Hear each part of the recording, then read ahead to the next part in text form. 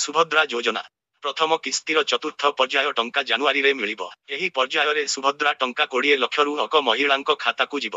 Verification ପ୍ରକ୍ରିୟା December 30 ସୁଦ୍ଧା ସାରିବାକୁ ଲକ୍ଷ୍ୟ ରଖାଯାଇଥିବା ବେଳେ ଜାନୁଆରୀରେ ସୁଭଦ୍ରା ଯୋଜନା ଟଙ୍କା ଦିଆଯିବ ବୋଲି ଉପମୁଖ୍ୟମନ୍ତ୍ରୀ ପ୍ରଭାତୀ ପରିଡ଼ା କହିଛନ୍ତି। ଏନେଇ ଉପମୁଖ୍ୟମନ୍ତ୍ରୀ ପ୍ରଭାତୀ ପରିଡ଼ା କହିଛନ୍ତି, ସୁଭଦ୍ରା ଯୋଜନାରେ ଚତୁର୍ଥ ପର୍ଯ୍ୟାୟରେ 20 ଲକ୍ଷରୁ ଉର୍ଦ୍ଧ୍ୱ ମହିଳାଙ୍କୁ ଟଙ୍କା ମିଳିବ।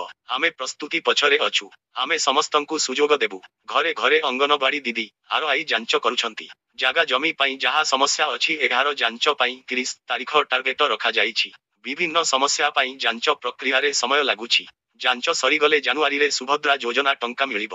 ସୁଭଦ୍ରା ଯୋଜନା ଚାରିର୍ଥ ପର୍ଯ୍ୟାୟ ଟଙ୍କା ଦିଆ ସରିବା ପରେ କିଛି ଲୋକ ଯଦି ଭୁଲରେ ଟଙ୍କା ନେଇଯାଇଥିବେ ତେବେ ସେମାନଙ୍କ ଉପରେ କ'ଣ ବ୍ୟବସ୍ଥା କରାଯିବ ତାହା ଆଗକୁ ଦେଖାଯିବ। ଆଗକୁ ଚତୁର୍ଥ ପର୍ଯ୍ୟାୟରେ ମୋଟ 20 ଲକ୍ଷ ଆବେଦନକାରୀଙ୍କ ଆକାଉଣ୍ଟକୁ ଟଙ୍କା ପଠାଯିବାକୁ ଲକ୍ଷ୍ୟ ରଖାଯାଇଛି। ଏଥିପାଇଁ ସମସ୍ତ ପ୍ରସ୍ତୁତି ଚାଲିଛି। ଜମିକୁ ନେଇ କାଗଜପତ୍ର ଯାଞ୍ଚ ପରେ ସମସ୍ତ ଯୋଗ୍ୟ ହିତାଧିକାରୀ ଏହି ଯୋଜନାର ଲାଭ ଉଠାଇ ପାରିବେ।